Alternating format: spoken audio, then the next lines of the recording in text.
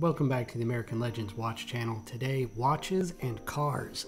There's a big overlap between car enthusiasts and watch enthusiasts and some other things like fountain pens and cigars and whatnot. But tonight, watches and cars is the focus, and we're going to start part one here with focusing on luxury brands, and I'll do a part two with more affordable brands. But let's go ahead and get started with the big dog, the biggest watch brand of them all, the one that everybody knows, of course, is Rolex.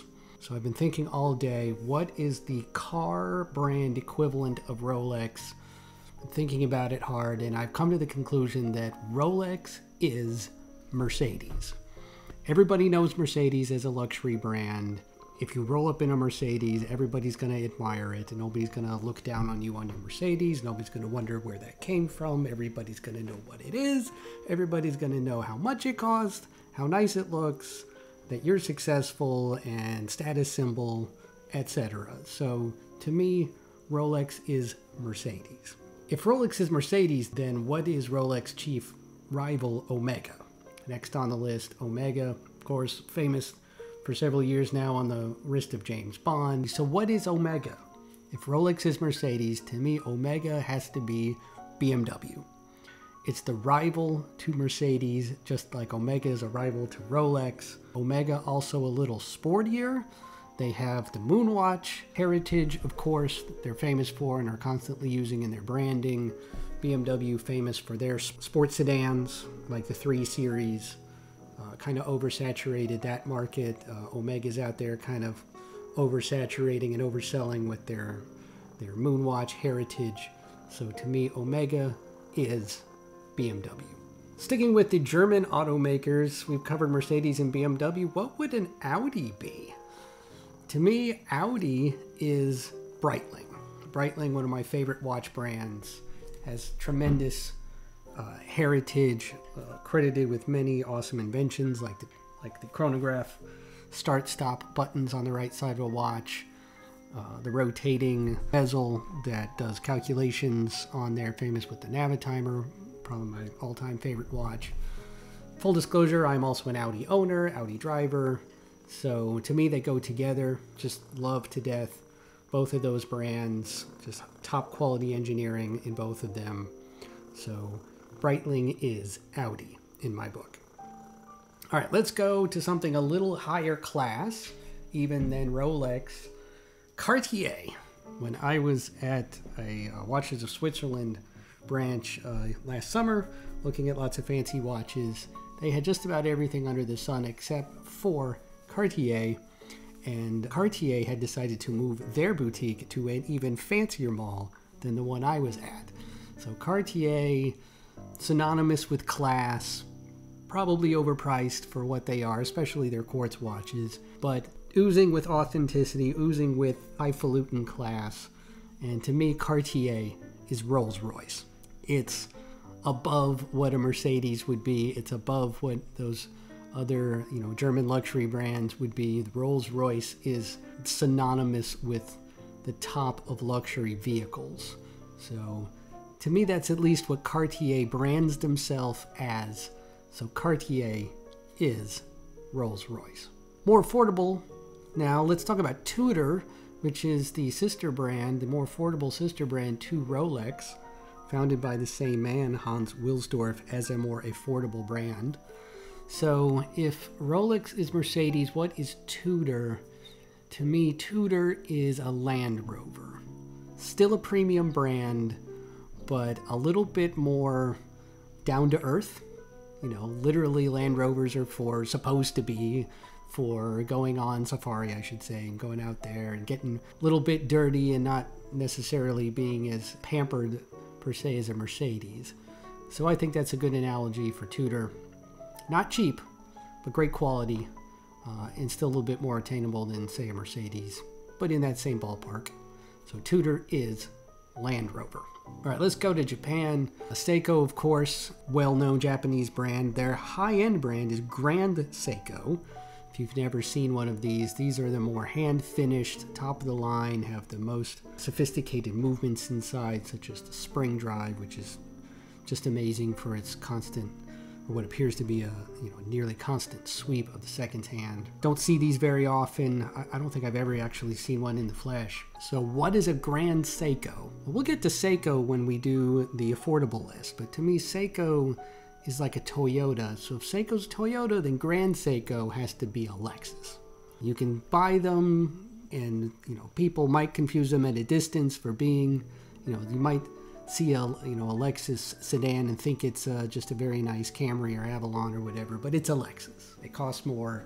It's much nicer inside. It's quieter inside. It's comfier inside. So to me, the Grand Seiko is a Lexus. All right, let's go to the Holy Trinity, the so-called Holy Trinity of Swiss watchmakers: Audemars Piguet, Vacheron Constantin, and Patek Philippe. What is equivalent to the Holy Trinity? Struggled with this for a little while. These are not maybe quite as one-to-one. Feel free to disagree in the comments. By the way, if you haven't hit the like button, please do hit the like button. If you enjoy this content, please do smash the subscribe button as well. But let's start with Audemars Piguet. To me, AP watches, which are really now pretty much one model that they focus on. I tried on one of these when I was at their boutique in Atlanta last year, the Royal Oak. To me, it's a Ferrari, right? It's something you aspire to when you have the money, when you're having a midlife crisis. What are you looking to get? A red Ferrari. It's not practical. It costs a lot of money. Costs a lot to service it. But boy, is it amazing. AP, that's a Ferrari. How about Vacheron? Vacheron Constantin, I don't think I've ever seen one in the flesh. Rare, but awesome. I've seen lots for sale for, tens of thousands of dollars out there on the used market. I don't think I've ever seen a Bugatti in person either. So I'm going to say a Vacheron, a VC, is like a Bugatti. It's extraordinarily sophisticated, extraordinarily luxurious, extraordinarily high performance. I'm going to say a VC is like a Bugatti. That leaves us with the third member of the Holy Trinity, Patek Philippe, the old world, kind of minimalist, reserved, extra classy. You would expect to find on the wrist of a duke or, some prime minister somewhere from some, old world money family or whatever. I'm going to say Patek Philippe is a Bentley, which of course is the sister brand to Rolls Royce that I associated with Cartier.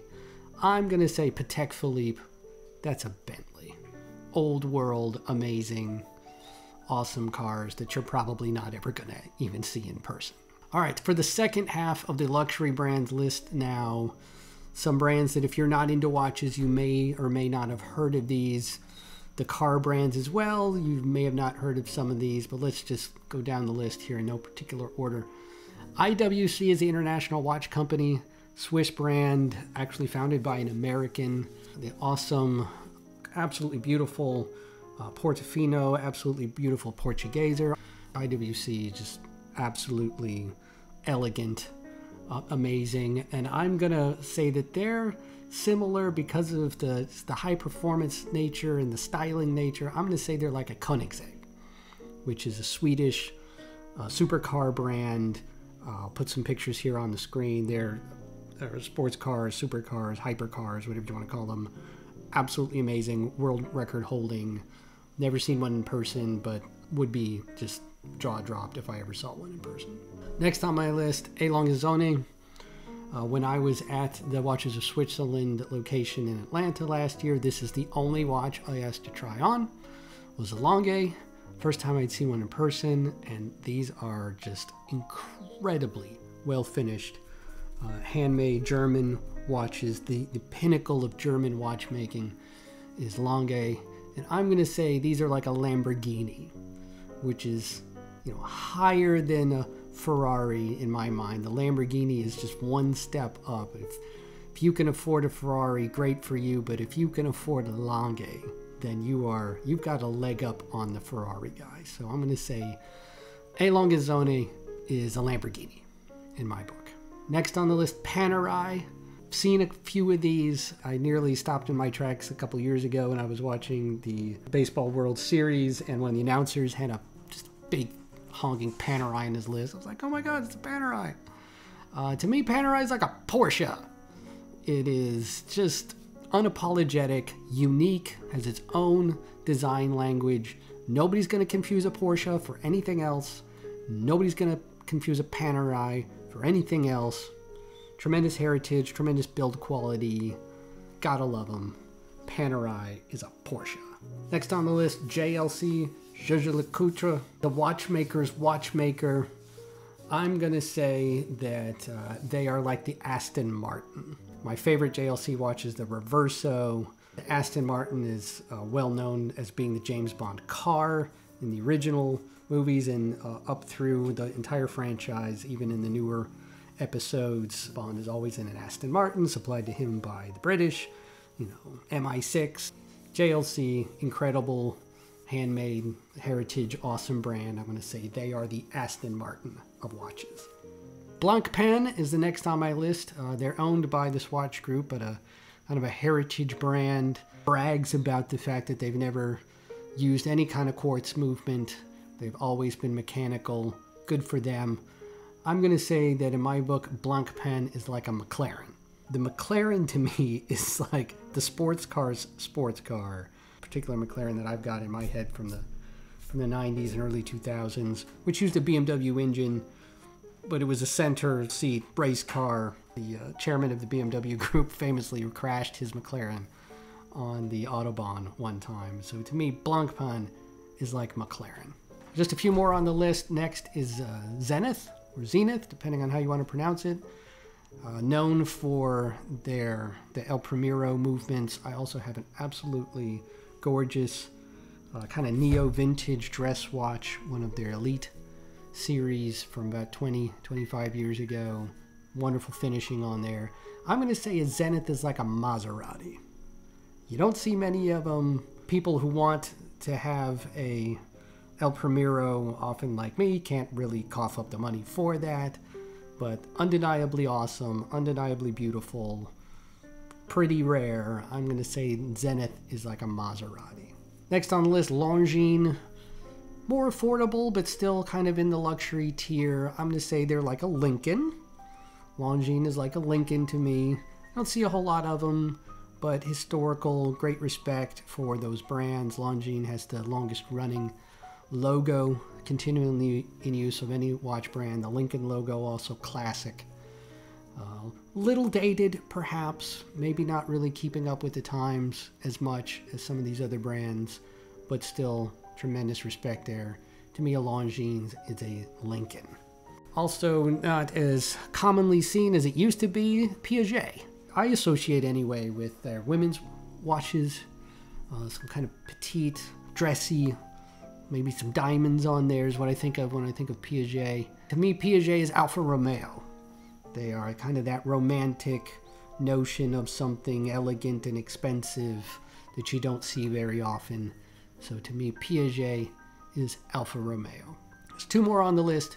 Chopard, also lesser known, don't see them very often. The Alpine Eagle is their recent, more successful release. The Chopard, to me, is like an Infinity, where the Infinity is a high brand, it's a luxury brand. You don't see that many of them, especially compared to 20 or 30 years ago. So Chopard, to me, is an Infinity. Have some respect there, but it's kind of lower down on my list. And last but certainly not least, kind of forgot about these guys, had to add them on to the end of the list here. Breguet. One of the oldest watch brands existing is Breguet. Louis Breguet, the namesake founder, famous for many great inventions in the early days of mechanical watches. Style of hands is named after him, Breguet handset, very beautiful handset. To me, Breguet is like a Jaguar.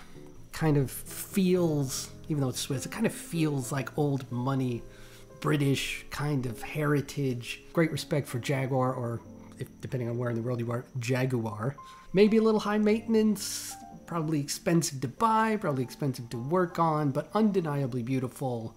Everybody will have your respect if you roll up in a Jaguar, and everybody will have your respect if you show a Breguet. And that brings us to the end of my part 1 luxury watch brands. Please do like and subscribe if you enjoyed this. Please do comment below if I left out your favorite luxury watch brand. I'm so sorry. Please put in the comments below if you disagree with any of my comparisons between watches and cars. Please take me to task in the comments below. I will promise to be polite and respectful if you do likewise. And God bless, have fun out there, and I will see you in part 2 for the affordable watch brands.